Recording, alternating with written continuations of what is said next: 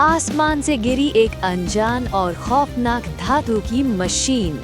क्या हाल है दोस्तों, अब अपनी पलकें झपकना भूल जाइए। कहानी की शुरुआत होती है अफगानिस्तान के उस बंजर और निर्दयी रेगिस्तान में।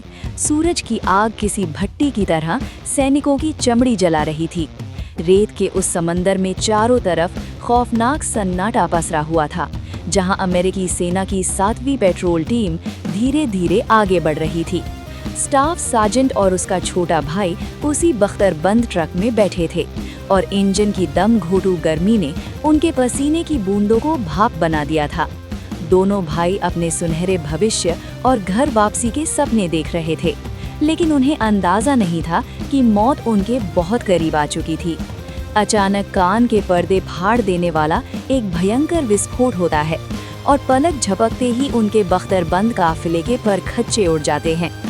धूल भरी आंधी और धुएं के उस दम घोटू और काले गुबार के बीच तालिबानी विद्रोहियों ने पहाड़ियों से गोलियों की बारिश शुरू कर दी।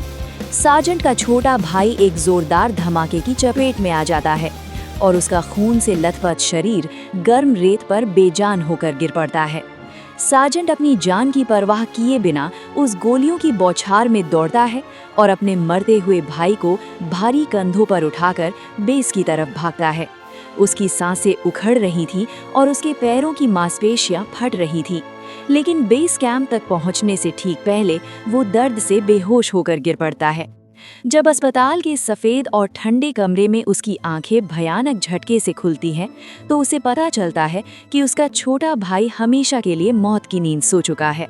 उसकी इस बहादुरी के लिए सेना उसे सिल्वर स्टार के सम्मान से नवाजती है, लेकिन वो पदक उसके सीने पर एक जलते हुए अंगारे की तरह चुभ रहा था। 2 साल के लंबे और खौफनाक डिप्रेशन के बाद सार्जेंट एक बड़ा फैसला लेता है और वो 75th रेंजर रेजिमेंट के दुनिया के सबसे खतरनाक सिलेक्शन में पहुंच जाता है। वहां इंसानों की पहचान मिटाकर उन्हें सिर्फ एक नंबर दे दिया जाता है और आज से सार्जेंट का नाम मिट चुका था और वो सिर्फ कैंडिडेट 81 बन गया था। ट्रेनिंग कैंप का खौफनाक इंस्ट्रक्टर उन्हें जानवरों की तरह दौड़ा रहा था और कीचड़ से सने वो जवान अपनी आखिरी सांस तक लड़ने की कोशिश कर रहे थे। कैंडिडेट 81 हर एक शारीरिक और मानसिक परीक्षा में सबसे आगे था, लेकिन अपने भाई के मौत का भयानक सदमा उसे अंदर ही अंदर खा रहा था। वो किसी भी साथी से बात नहीं करता था और एक लाश की तरह जीता था, जैसे उसके अंदर की सारी भावनाएं उस अफगानी रेगिस्तान में ही दफन हो गई हों। खौफनाक जंगल और मौत का वो नंगा और विभत्स नाच। ट्रेनिंग का वो खौफनाक दौर अब अपनी सबसे खतरनाक हद पार कर चुका था और मेजर शेरिडन ने उन सभी को पानी के अंदर सांस रोकने के टेस्ट में ढकेल दिया। ठंडे पानी के उस गहरे और खौफनाक पूल में जब 81 को नीचे ढकेला गया, तो उसने जानबूझकर अपने फेफड़ों में पानी भर लिया और डूबने का इंतजार करने लगा। उसकी आंखों के सामने उसके भाई की मौत का वो खौफनाक मंजर तैर रहा था, लेकिन तभी इंस्ट्रक्टर ने उसे पानी से बाहर खींच लिया और उसे CPR दिया। मेजर शेरिडन और सार्जेंट टोरिस उसकी इस दिमागी हालत से पूरी तरह खौफजदा थे। उन्हें यकीन हो गया था कि ये सैनिक भयानक PTSD का शिकार हो चुका है।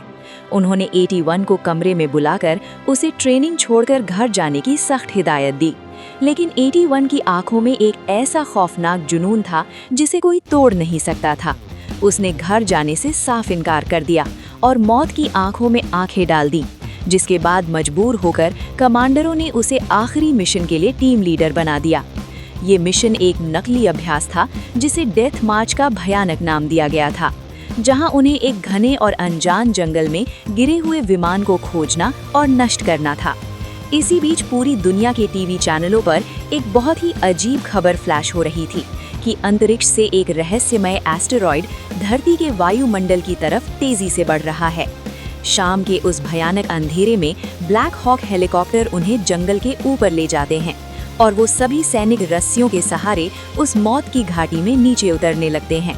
चारों तरफ सिर्फ सन्नाटा था और झींगरों की आवाज उनके कानों को चीर रही थी। तभी आसमान में एक बहुत ही रहस्यमय और भयानक नीले रंग का धमाका होता है। उस धमाके की शॉकवेव इतनी तेज थी कि सभी सैनिकों के रेडियो सिग्नल कट जाते हैं और उनके कंपास की सुइयां पागलों की तरह गोल गोल घूमने और नाचने लगती हैं।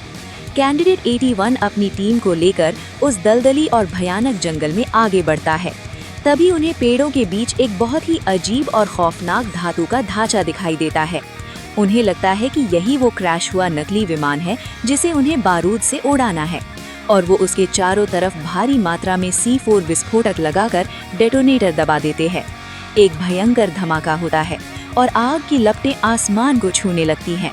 लेकिन जब धुआं छटता है तो वहां का नज़ारा देखकर उनकी सांसें गले में ही अटक जाती हैं। वो विमान नहीं बल्कि अंतरिक्ष से आई एक विशाल और भयानक मशीन थी, जिस पर उनके विस्फोटकों का एक छोटा सा खरोंच तक नहीं आया था। अचानक उस मशीन के अंदर से एक खौफनाक लाल रोशनी और भयानक आवाज निकलती है, और वो अपने मकड़ी जैसे विशाल धातु के पैरों को खोलकर खड़ी हो जाती है।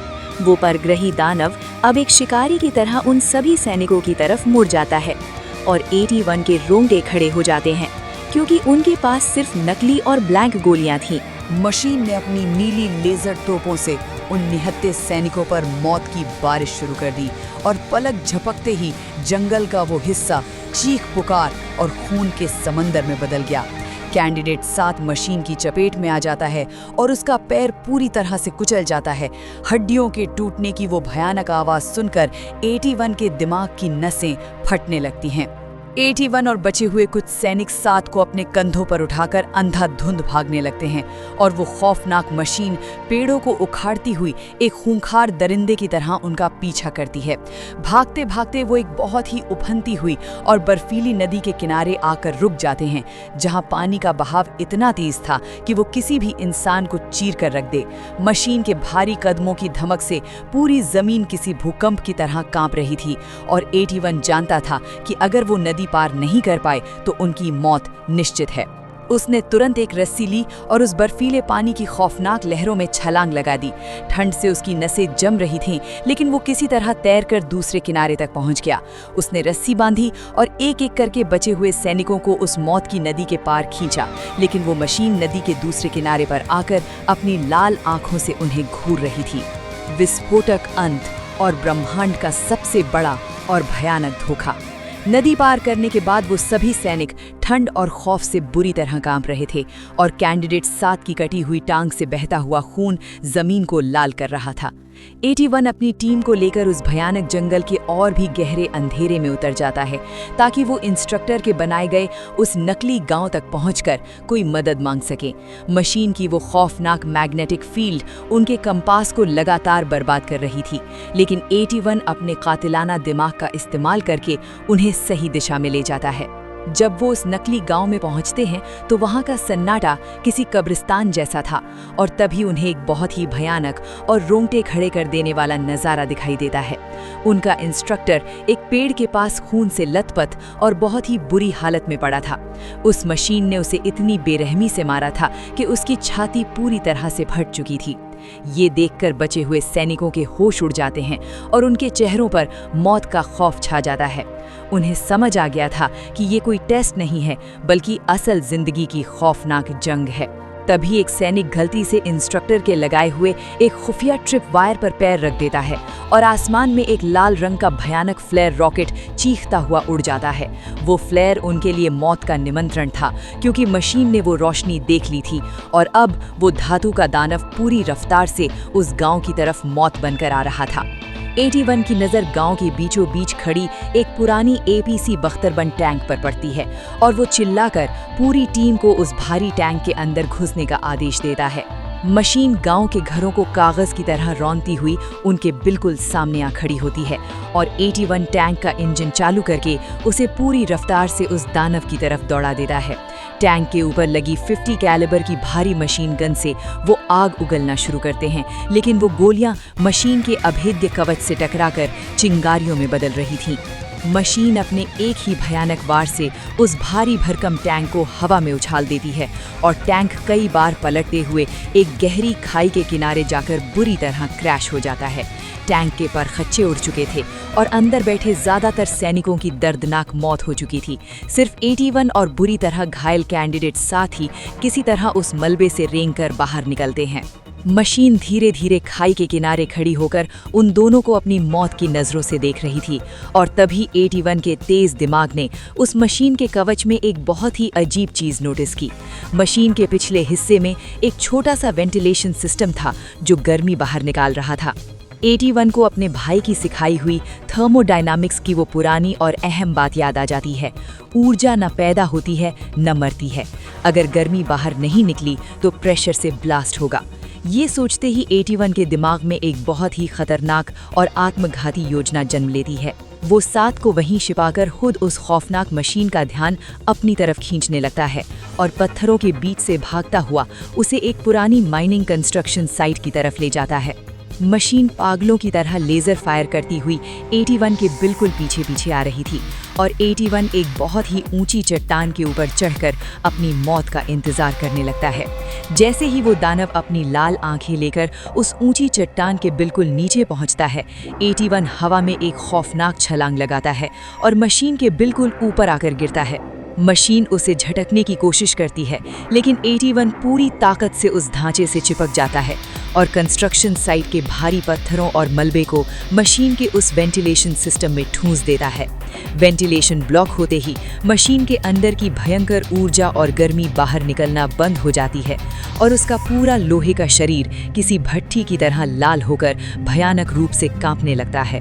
81 तुरंत वहां से कूदकर एक बहुत ही गहरी खाई में छलांग लगा देता है और ठीक उसी सेकंड उस परग्रही मशीन के अंदर एक रोंगटे खड़े कर देने वाला परमाणु विस्फोट होता है। वो विस्फोट इतना भयानक था कि पूरे जंगल में आग की शॉक वेव दौड़ जाती है और वो अजेय मशीन करोड़ों टुकड़ों में बंटकर उसी कंस्ट्रक्शन साइट पर खाक हो जाती है। सुबह की पहली किरण के साथ 81 कैंडिडेट 7 को अपने कंधों पर उठाकर बेस कैंप पहुंचता है, जहां उनकी खौफनाक हालत देखकर पूरे कैंप में एक भयानक और मौत जैसा सन्नाटा छा जाता है।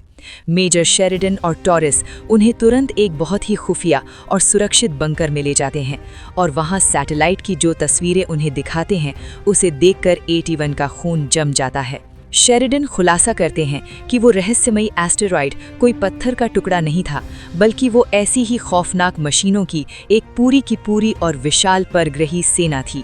ये मशीनें अब पूरी पृथ्वी के अलग अलग हिस्सों में गिरकर तबाही मचाना शुरू कर चुकी थीं और मानव जाति का वजूद अब एक बहुत ही भयानक और आखिरी कगार पर खड़ा था। लेकिन 81 ने उस मशीन को मारकर उनकी सबसे बड़ी कमजोरी दुनिया के सामने ला दी थी और अब सेना उसे उन दानवों के खिलाफ अगले और सबसे बड़े आमले का लीडर बना देती है। तो दोस्तों, ये थी कहानी। रफ्तार और एक्शन में मजा आया हो तो लाइक, शेयर, सब्सक्राइब करें और कमेंट में बताएं कि अगली फिल्म कौन सी चाहिए। मैं मिलूंगी आपसे अगले किसी बड़े विस्फोट में।